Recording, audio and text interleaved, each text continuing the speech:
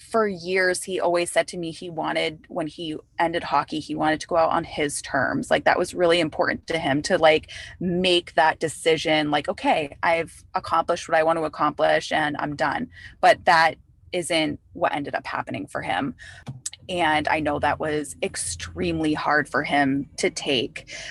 So long story short, I was very upfront with him at the end of the season. I was like, listen, we are not moving with you. If you choose to continue playing, you may do so, but we're not going with you. A, because it's too hard on Blake at this point. I was extremely depressed, had so much anxiety, and just I needed something for myself where I was contributing in some way and felt a sense of purpose.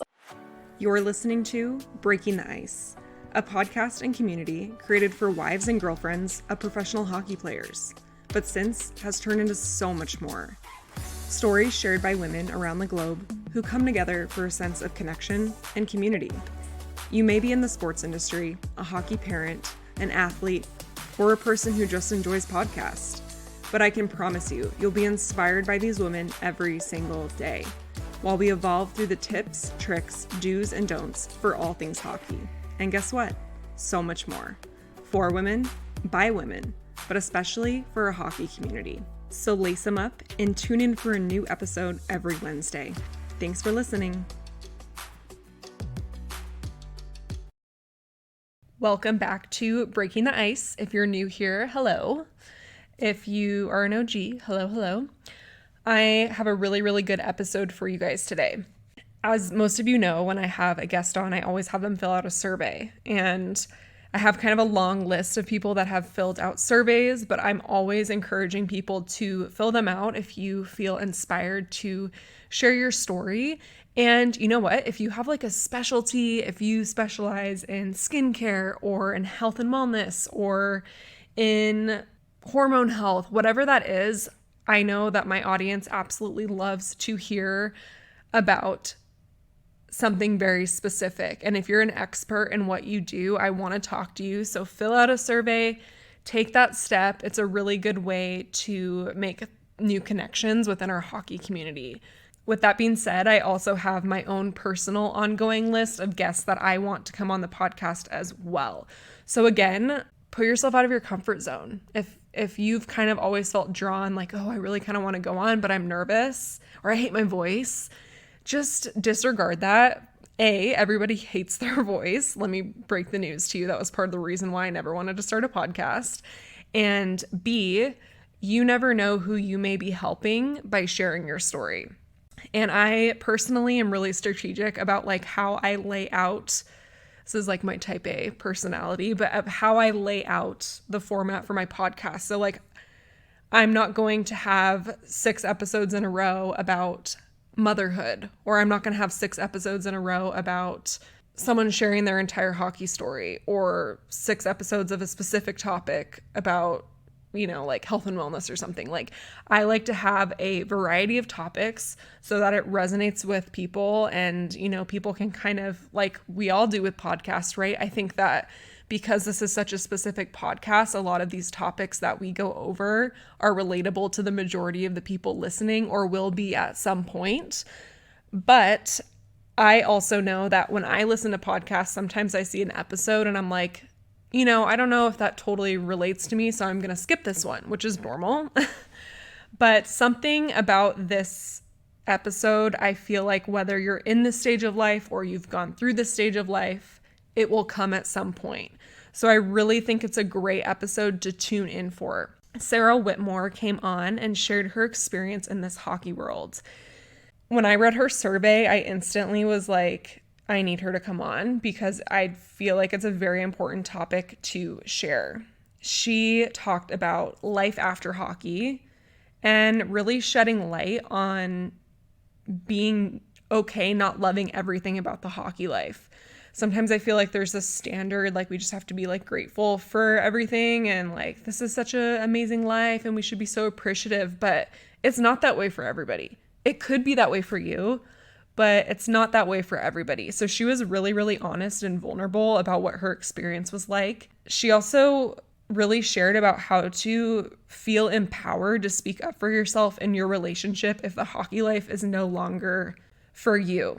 She ultimately had a really tough conversation with her husband and wound up making the really scary move to move on to life after hockey for the better of her and her family's mental health. She wanted to just provide comfort in knowing that you are not alone if you do not love every moment of this hockey lifestyle. So I really find that this episode is really powerful, and I'm excited for you to listen and just hear what you think. If you're listening today, share to your story, tag the podcast, or maybe just send to a friend that might be needing to hear this today.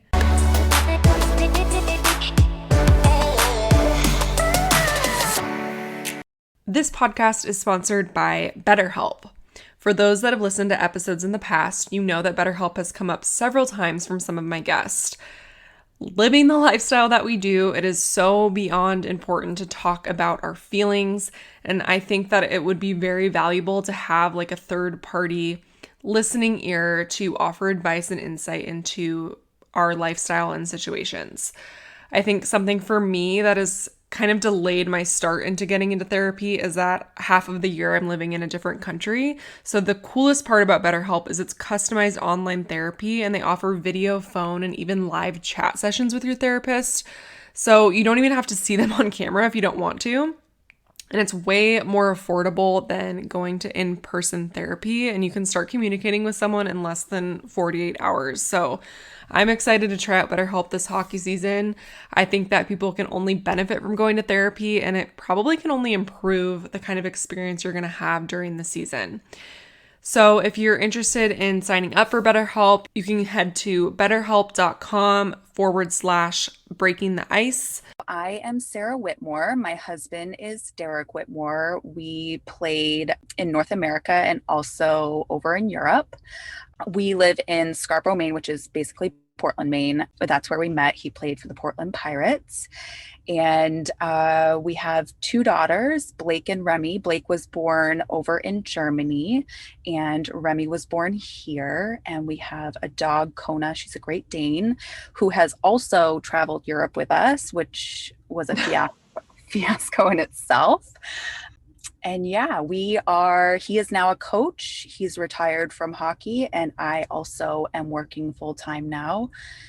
And our oldest daughter is turning 7, so she's in school full time now too. And our youngest is going to be a year in August. Amazing. Where is he coaching at? So he's this year at Mercyhurst University, which is in Erie, Pennsylvania. It's a D1. Okay, cool. And then what do you do for work? I work for insurance. I work at Unum Insurance Company, and I actually got that job through a connection, a hockey connection that Derek had. Okay, awesome. Yeah, so when did you guys wind up retiring? This was roughly 3 or 4 years ago. He played in North America, like I said, and then eventually that started winding down and we made our way over to Europe. He wanted to give North America another try. And so we actually ended up going to the Reading Royals in Reading, Pennsylvania. And he ended up hurting his back at the end of the season. And that's when I kind of put my foot down and strong-armed him into retiring. Mm-hmm. Yeah, and that's definitely something that I want to unpack, because I just love in your survey how you talked about how sometimes you have to make decisions for your family, like due to your mental health and what's best for you. And I think that's a really hard decision to make. So I appreciate you just being here and being vulnerable about that, because I think it'll make other people feel like they're not alone in their feelings. So what was your experience like playing over in Europe versus North America? So I think the North American experience, it's nice because you get to choose where you live, and everybody speaks English, and you are away from home, but you can get your comforts of home like very easily. It's definitely, I think, way more competitive. I felt more stressful the day-to-day games because like our our year in Hershey, for instance, Derek was a vet at that point, and there was so much pressure on every single game for him to score at least one goal, or we were like, okay, for sure he's going to sit because he's a forward, he's a goal scoring forward. In it, just like every single game had so much pressure behind it, and will he be called up? Will he be, Mm-hmm. on that list? Whereas when you're over in Europe, where are you going to get called up to? Nowhere. Like it really, it's more of like an accumulative how he did over the year rather than like a game to game pressure. So, I mean, there were obviously that pressure and stress was there, but living where you want to live and choosing, your living quarters was definitely great. And then over in Europe, yes, we didn't have that pressure game to game. However, I felt like the whole living quarters situation over in Europe can either be amazing or it can be like you're treated like animals. It just, I don't know. There's just such a stark difference. Like you just truly never know what you're going to get. And it's until you get there, and you could be going to a city where, someone had an amazing experience and they had an amazing apartment and you get there and it's like, what? Like, Mm-hmm. Mm-hmm. Which is um, scary. yeah. And, it's great. Over in North America, you have the union. So if you feel like you're kind of being dicked around with, then you go to the union or whoever, the PHPA, and you say, gosh, I don't feel like this is right. Like, can you help me? And they'll help you. Whereas over in Europe, it's a free for all. Like they can do whatever they want to do with you. And it's really, when it comes to teams who aren't financially stable and they're withholding like last paychecks and nickel and diming you for things like minor blemishes of your car. And I don't know, there's a whole other aspect over in Europe that, yes, it's amazing. We were able to, birth our daughter over there, and we visited so many amazing places. We were able to tour Italy. We went to Paris on a whim before kids. We, visited Amsterdam. We lived in Vienna, Austria, which is like the most amazing city. Like you you can't buy that sort of experience, I feel like. So, it comes with its perks, but yeah, I didn't love it. Yeah. I mean, I feel like, well, side note, we'll have to talk because I'm going to Vienna this year. So that makes me really happy that you guys had a good experience there. When did you Yeah. play there? Blake was a year. So 2015, 2016. Okay. Yeah, we're super excited to go. But I agree. I think that there's like pros and cons wherever you are and wherever you play. And you saying that pressure about playing in North America like brings me back to when we were here because my husband definitely felt pressure with that, with like the call ups and the send downs and like having to perform a certain way or you're scared you're not going to play, which is really, it's a lot of pressure for people. And there's always like new people coming in and younger guys. And it's very unpredictable. Whereas Europe, you have a little bit more sense of security, but then there's definitely cons to living overseas as well. So it is just a hard lifestyle for a lot of people. And I feel like I've been pretty transparent as well that it's hard for me, and I think I'm glad that there's other people that feel that way. Not that I'm happy that it's hard for people, but I think it does form a sense of community that you can like reach out and talk to other people about these hardships. So when you came back to North America and your husband hurt his back, and then did you say he wound up playing another season or he hurt his back, the season was done, and then that's kind of when you guys chose to retire? Yeah. So, the Reading Royals, it's ECHL. So you're making next to nothing.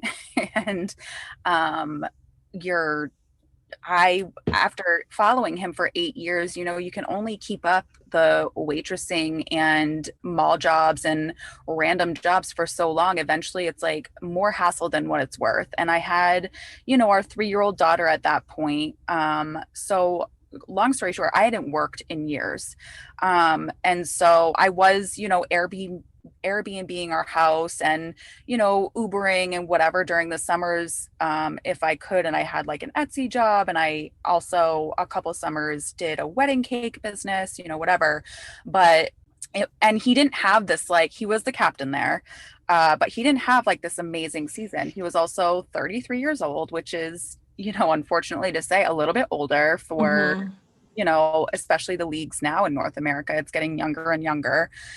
And I saw the writing on the wall. I knew his career was coming to an end.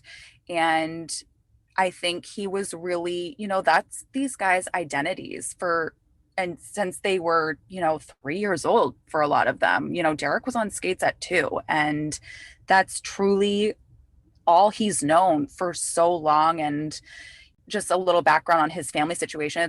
They don't have a lot of money. And growing up, a lot of sacrifices were made in his family, for him to go to these tournaments every weekend and participate in these, like, just like going to these hotels and these, hockey is very expensive for Mm-hmm. families. And so there was a lot of pressure on Derek to perform well. And that was his whole life for years and years and years. He left home at 16 to do the whole junior thing. And then he went to Bowling Green and, whatever. So when at the end of it was towards the end of the season, he, it's not like he was fighting or doing something physical. He literally got off the bench, skated, a couple strokes on the ice. And it was the way he pushed off the ice. He herniated a disc in his back, Hmm. which is crazy because I feel like, he's been in fights, he's been super physical. It's like really skating is what did you in. But Yeah. uh, he ended up not playing the rest of the season. He was hoping to rehab and go back, but it didn't end up happening. And thank God he was the captain, and the coach and GM there were super kind and didn't just release him, but they kept him on as, an associate assistant coach, which was unbelievable. Not a lot of teams would do that. So we ended up staying there the rest of the season. And, even with ending the season with an injury, he was still trying to get a job with, the Mariners in Portland here, because I was like, listen, financially cannot afford for you to take another ECHL job and have a mortgage at home. And, Blake is starting school. Like, I need to start working. And then B, like, you're getting older. Like, you didn't have a great season. You're hurt. What more are you going to do to your body that it would make this, it's just not worth it. It's, Mm-hmm.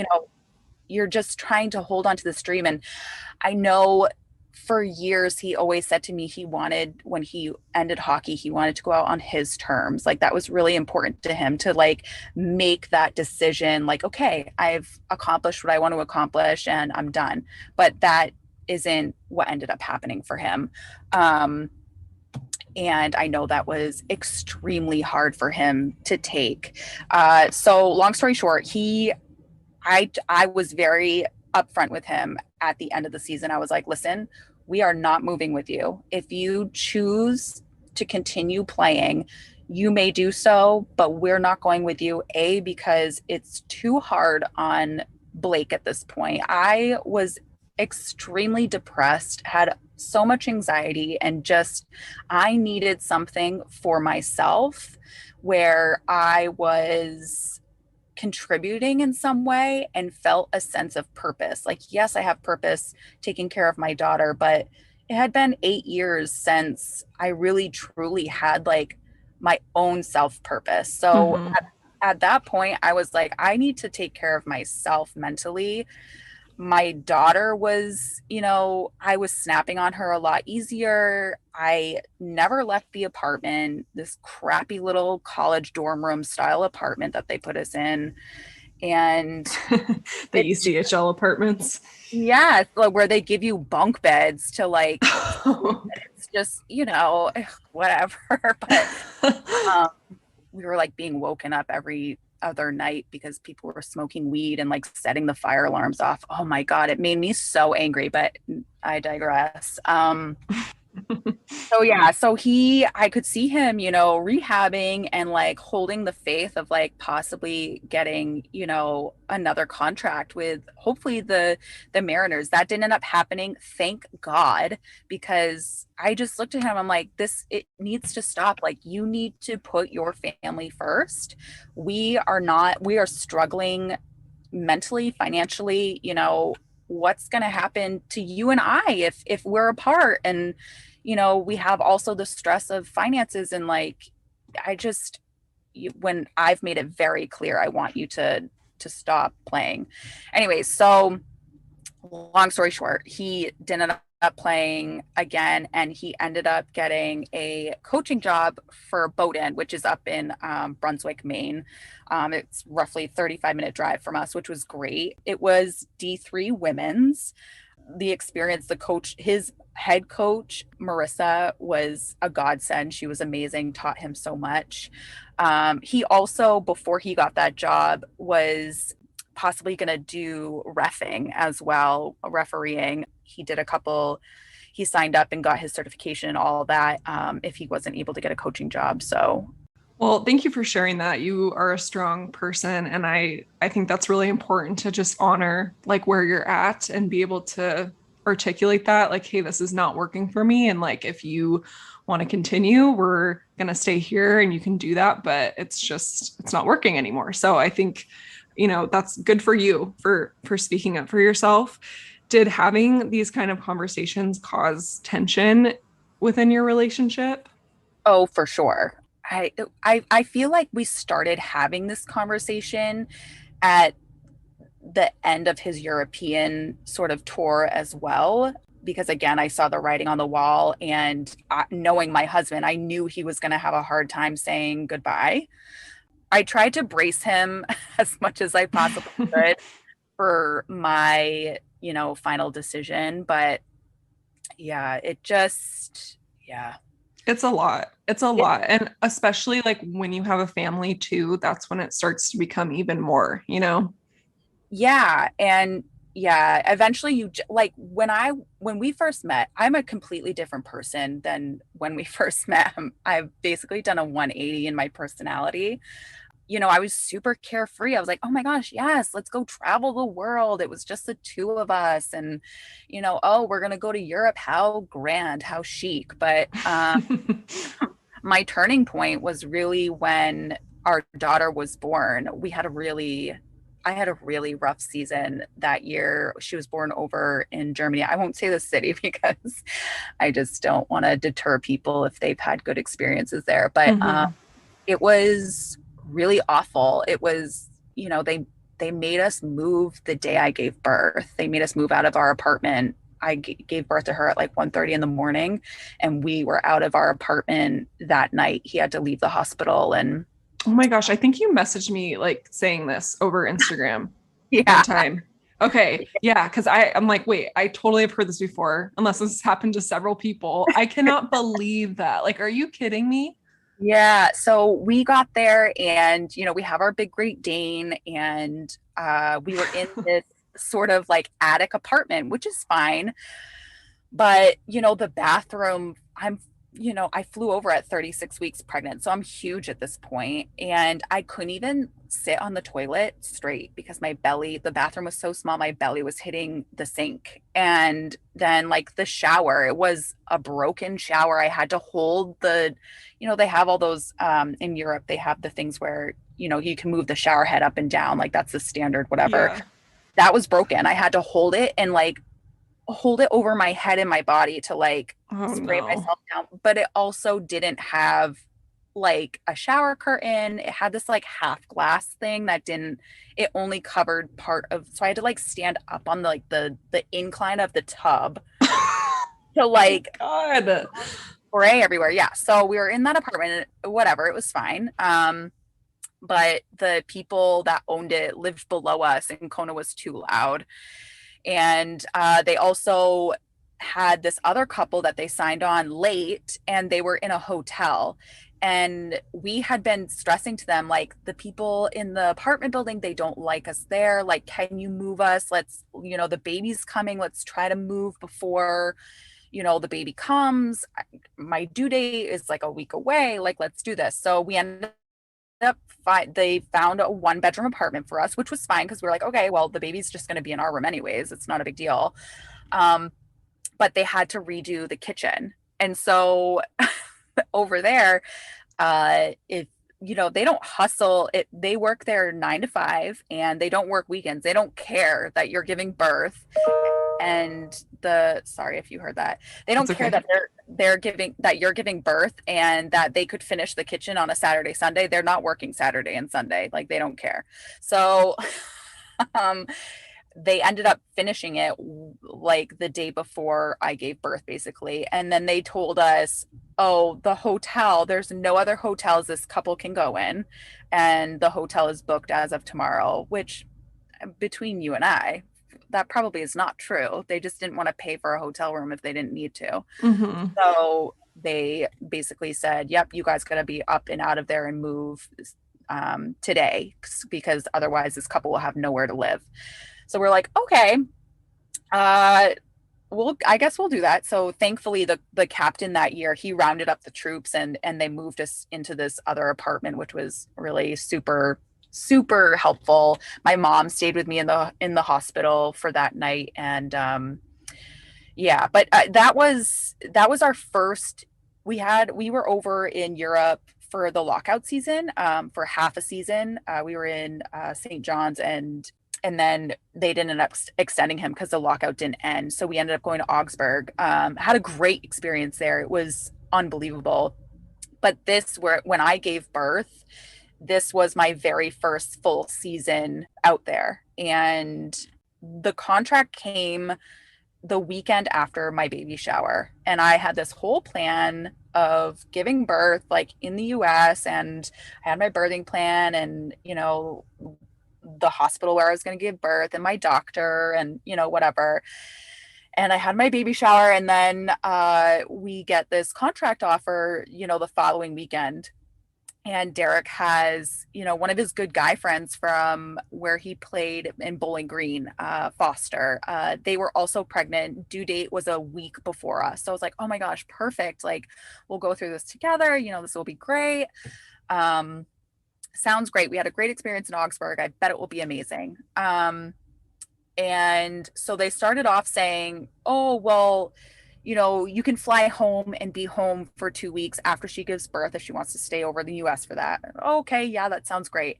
And then they took that off the table, and they were like, oh, well, we're not going to do that anymore. Can she come out, or, after the baby's born, or can she come out before, whatever. Okay, we'll come out before, but you got to get her in business or first class, because I was not about to be 36 weeks pregnant No. in between some people in economy. Like, I mentally was not able to do that. So Listen, I won't even sit in economy now anymore, not to sound bougie, but it's like, it's brutal on those long flights to sit in economy. I absolutely refuse. I'm like, I at least need premium. I can't do it. right, like even when I wasn't pregnant, like 8 hours, that's like tough on the knees, It man. is. It is. Okay, sorry to cut you off. Go on. No, that's fine. So we're like, okay, get us a business class ticket so she can at least lay down. It's, those flights are overnight flights. I would be able to sleep and whatever.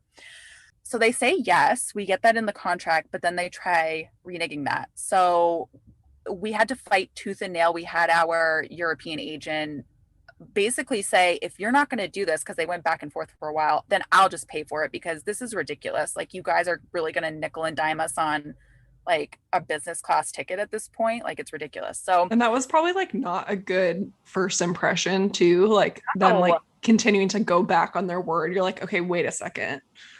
right. So, and not to mention, I had to like get my big dog over there, and that, $8,000 later, because I was an idiot and sent her through cargo, when really I probably could have sent her under the plane like a normal human being. But I was a worried first time dog mom. Mm-hmm, mm-hmm. um, So yeah, a kitchen renovation later, Yeah. our dog our dog came over with us. But yeah, so that was super stressful. That was my first, experience there. And with that, like I'm not the type of person where if the team is gonna treat us like disrespectfully or for lack of a better phrase, like animals, like I'm not gonna stand there and act like that's okay. Like I know a lot of people it's like this big worry in the hockey world. Like if we ever complain as the girlfriends or the guys, then the team is gonna remember that and either not sign you or spread a rumor around the European Union that we are these complaining awful people. And I feel like there's this like stigma of that's why I wish there was a union over there because They're forming one, just so you know. oh, they are. That is Yeah. unbelievable. I've been saying for years that they needed something over there because it's just teams take advantage of you. And if you put up like a little bit of a stink because, maybe you don't want to sit sideways on a toilet, or maybe you don't want an apartment Hmm. filled with mold and be sick all year. And, Hmm. it just, It is, yeah, I know what you mean though. It is like super, it's like this weird thing where you don't want to say the wrong thing and like potentially have that affect the rest of your season over there. But it is sometimes like ridiculous, some of the things, and you need to speak up. But it's hard. It's just like this awkward kind of thing. But I just wish it wasn't because there are definitely some times where like, and nothing's like popping into my head specifically right now, but that are kind of unacceptable. And it's yeah, like, I feel like we just have to sit there and be like, well, it it's is not, what it is, and it's just yeah. not okay. I know so many girls who they would tell me what they were going through. I'm like, how are you like okay with that? What are you like? And they're like, it's fine, it's fine. Like they just don't want to rock the boat in any sort of way and jeopardize their husband's career because of it. And it's just like, we were in an apartment one of his last years, and there was literally mold all it was so wet in our apartment. Our clothes were damp, the sheets were damp. We had a dehumidifier that they used in the rink, like a industrial size dehumidifier, and we would dump gallons and gallons out of the bucket in the bottom every single day. And it like I had this like Himalayan salt lamp just leaking water. You know how they like draw the water out of the air or whatever, it just puddles underneath it. And mold all over the walls, in the corners of every ceiling, like just everywhere. And I was like, this is not healthy. Like even with Yeah. even with the dehumidifier. And they made us pay to get rid of the mold. They made us pay for the person to Yeah, come in. that's ridiculous. It's just like, and they made it seem like we were out of control, the asking so much just to get the mold taken care of, or like to have the dehumidifier or whatever. And it's just like, dude, I have a young child with me. Hmm. I have asthma. Like I can't be in this mold infested apartment. That literally happened to us last year. There's no sense of urgency, I guess, over there, which is like the biggest thing I've noticed. Like sometimes you really have to like continue to ask until something gets done. Yeah, and like nag them almost. And Hmm. they sprayed it for us too. And the thing of it is when they came over, they didn't tell us how they were going to clean it. So the guy starts spraying, and I'm like choking on the stuff, running around trying to get my child out of the apartment because I knew it was not healthy for us to be breathing whatever they were spraying in. But I like was choking on the fumes. It was so bad. And Oh my I gosh. they before they agreed to sending someone over for us to pay for them to spray, they were like, oh, just open the windows in the dead of winter. Oh yeah, that's what they said to us. You need to keep these open like 8 hours, or like not 8 hours. That's crazy. Like an hour a day. I'm like, it is literally 15 degrees outside. Like I'm Right. not keeping these open. I have an infant. Right. And not only that, we were paying for our heat and stuff. So it's like, yeah, easy for you to say, like, where Yeah. if you guys are paying for the heat, then fine, I'll keep these windows open all day if that's going to get rid of it. But I'm not paying for heat, keeping these windows open and still having mold. Like it just, oh, yeah. Yeah, exactly. So you had your daughter and then like that was kind of starting to become kind of like a turn for you in the lifestyle. Yes. Because it just became more important that we had like a safe place to live with enough space. And also, it's sad missing the birthdays with the family. She was born in October. So her first birthday, my family wasn't able to attend. It was celebrated out in Vienna, which, the girlfriends and wives there were unbelievable, and amazing. But, the first birthday, the first Christmas, the holidays and stuff that are missed, it means so much more. It's like, whatever, if I don't spend a Christmas with my family, I've spent 30 of them with them. Like it's not a big deal. But Mm-hmm. when you're missing the firstborn's experience, like it gets hard. For sure. Yeah. And I'm kind of going through that right now because it's, I'm thinking about it. Like my son will turn 1 and I'm like, wow, that's sad. I mean, even though he won't remember it, like I will, that's a memory for me. So yeah, I know what you mean. It is hard when you are kind of away for that aspect. Whereas if it's just you guys as a couple, it's like, well, this is just, like Yeah. memories we're making and we'll catch you on like for the next one or, when he's retired. But like just the kids coming into the mix kind of like switches the whole thing up. So how old were your kids when you guys wound up retiring? So she was 3, right Okay. around the time when like preschool starts. I'm like, she's gonna get into some program where she's interacting with kids all the time. And, just me personally, I have a wicked social anxiety. It comes off as I go on tangents and I'm like super chatty. That's how I'm like dying inside.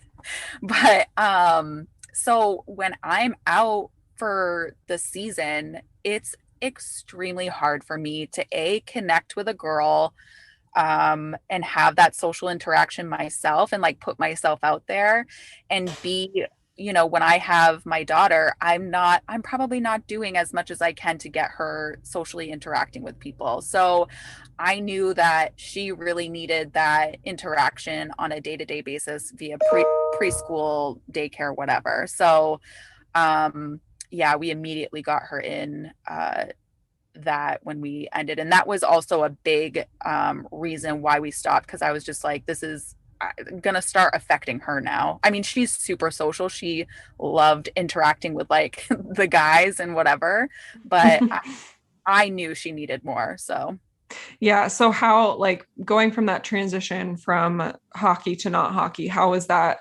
for you and how was it for your husband? yeah, so for me, it was amazing. You're like, hallelujah, long time Yeah, coming.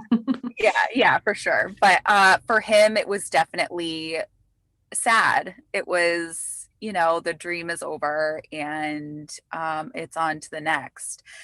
There was definitely that summer was very hard for him. He was very sad. He, wanted to keep the dream alive. And I think as much as he didn't want to admit it, he saw the writing on the wall as well.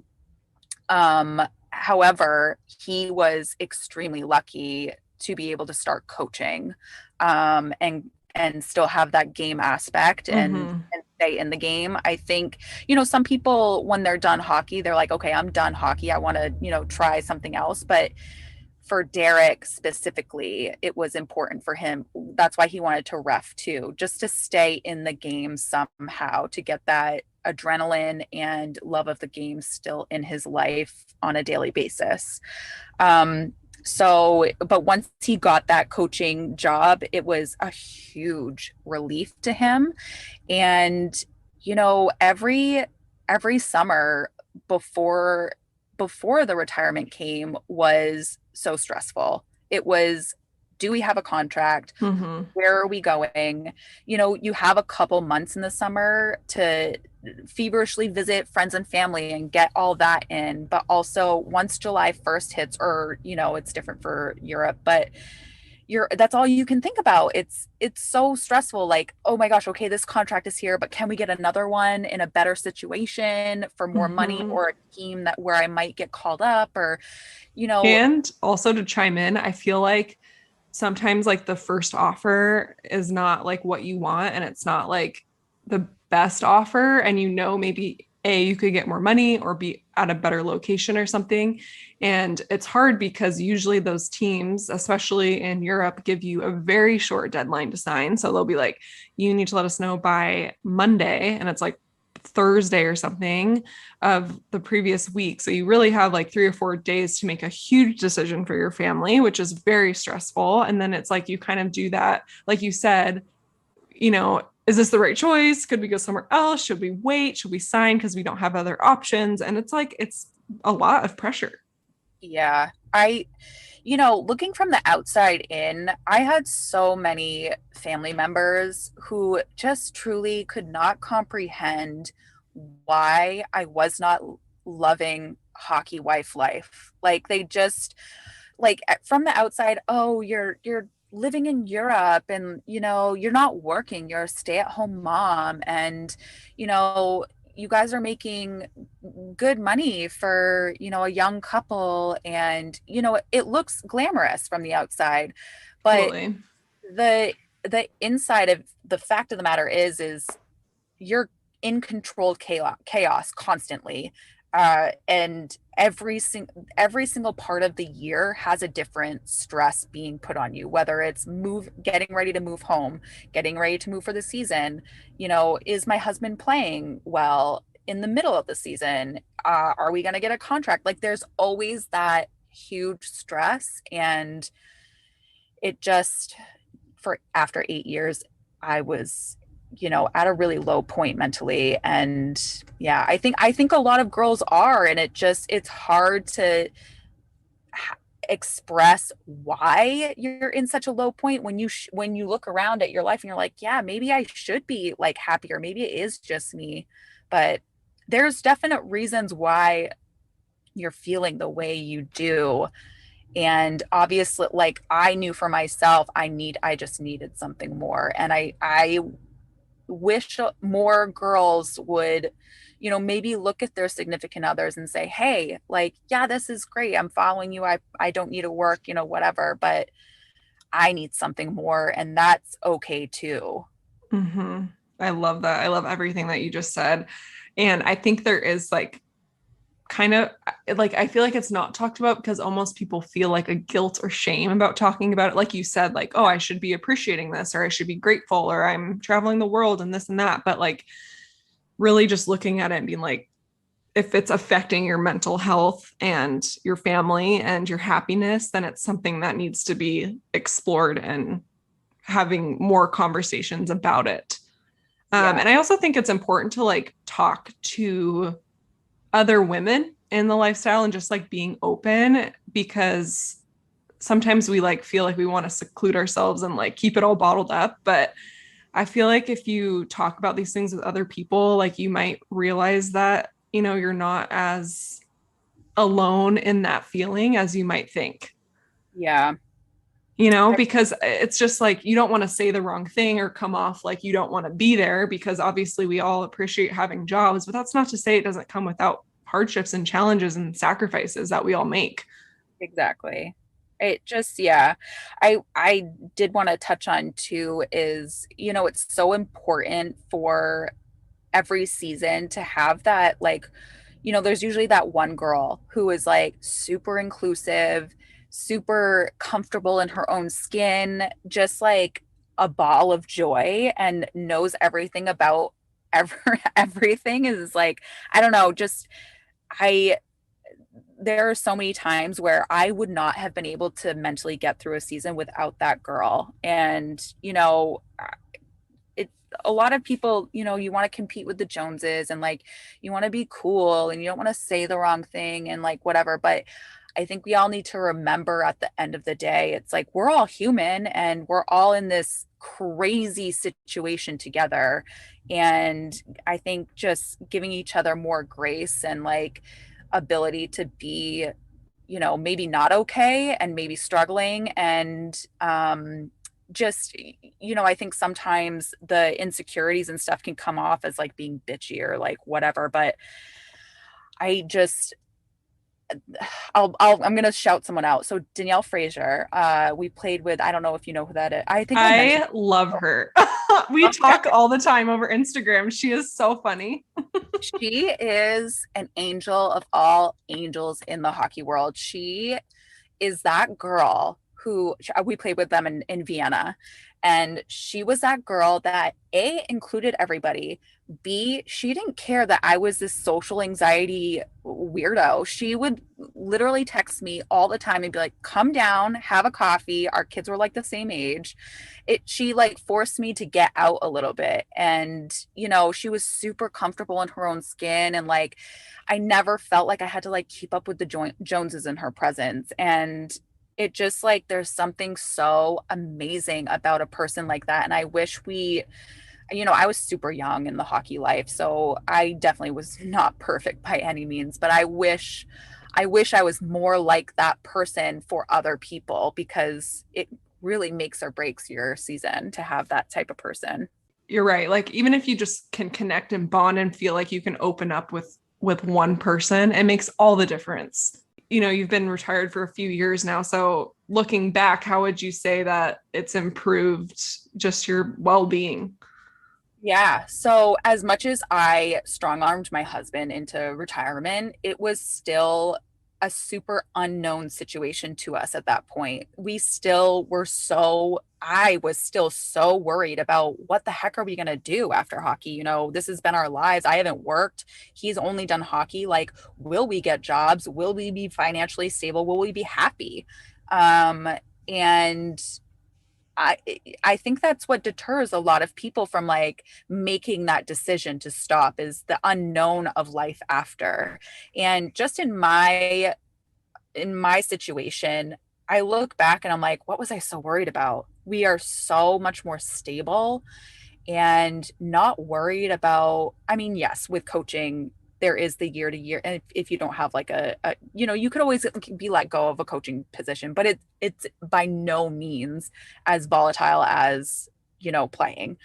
So it just, and then, we have my income as well. But I look back and I'm like, what was I so worried about? And I would like to encourage everybody, if you're feeling that way before your season ends, like if the end is coming near, reach out to your contacts that you've made throughout life. There's so many guys, a lot of them go into maybe the mortgage broker situation, or an agent. You can be an agent, you can be a ref, you can be a coach, you can be a scout, you can be, there's unlimited options. And with the professional playing experience, you're going to be number one to pick for that over someone who's never played before in their lives.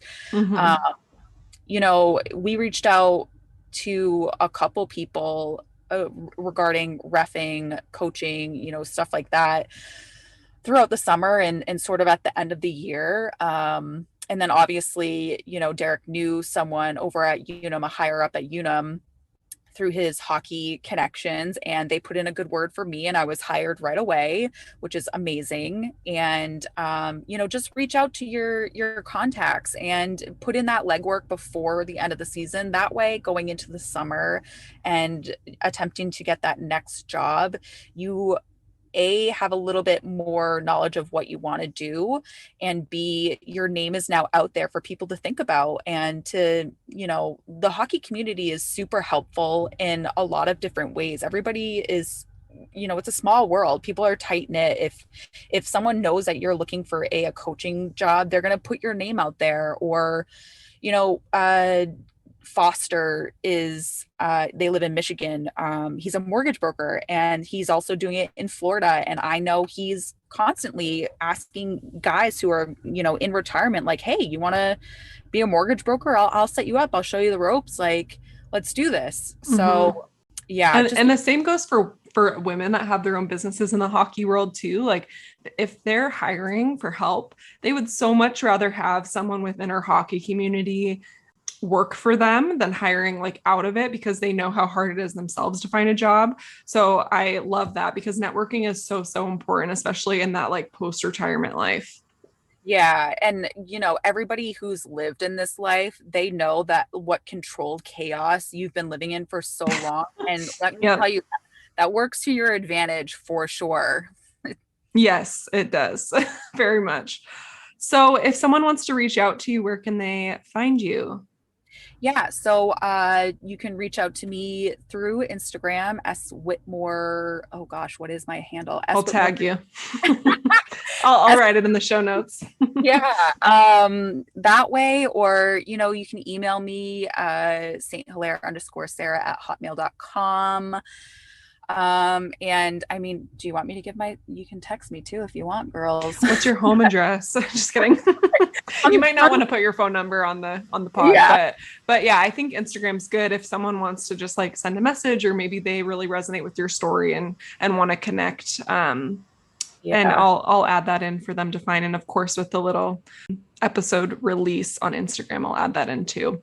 Right. And honestly, if for the girls who have something to bitch about teams and they just need to get it off their chest, but they don't feel comfortable saying it, drop an anonymous, not anonymous, obviously, because it's Instagram, but drop that in my DMs. I will sympathize with you and I will not judge you, and it's okay. Oh, I love that. Well, thank you so much for coming on, just being super vulnerable, sharing your story. And I am excited to just have a new connection and stay in touch. Yeah, absolutely. Thank you for having me. Hopefully my husband listens to this and he's not too mortified of what I said.